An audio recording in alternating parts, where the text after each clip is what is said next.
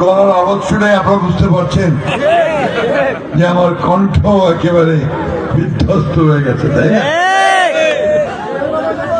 দীর্ঘ প্রায় 15 দিন ধরে বিভিন্ন সভায়, পথসভায় বক্তব্য রাখতে রাখতে এখন গলা প্রায় অচল অবস্থা। এটা আমার সবচেয়ে প্রিয়, আমার কাছে ছোট ভাই ফরহাদ হোসেন আজাদ যখন আমাকে জানালেন তার এই দেবীগঞ্জে এবং বোদায় দুটি জনসভায় কথা বলতে হবে, আমি না করতে পারিনি। কারণ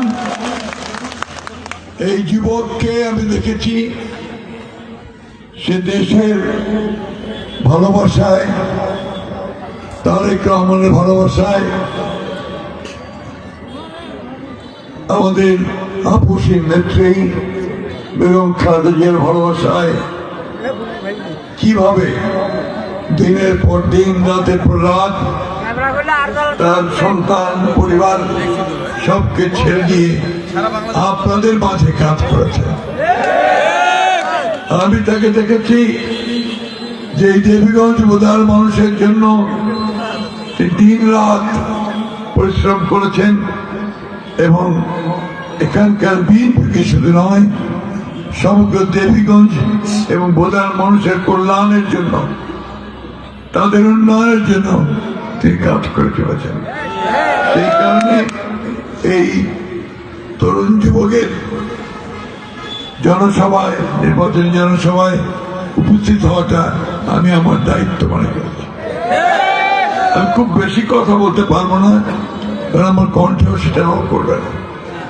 তারপরে যে কথা আমি বলতে চাই, আজকে দেশের একটা যুব সন্ধিক্ষণে, একটা জটিল মুহূর্তে এই নির্বাচন অনুষ্ঠিত।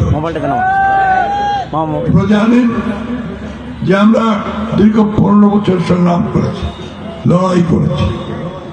আমাদের দেশের এই বিএনপির প্রায় 60 লক্ষ মানুষের বিরুদ্ধে মিথ্যা মামলা হয়েছে, 20,000 মানুষকে হত্যা করা হয়েছে, 1700 মানুষ, রাজনৈতিক কর্মী, নেতাকে গুম করে ফেলা হয়েছে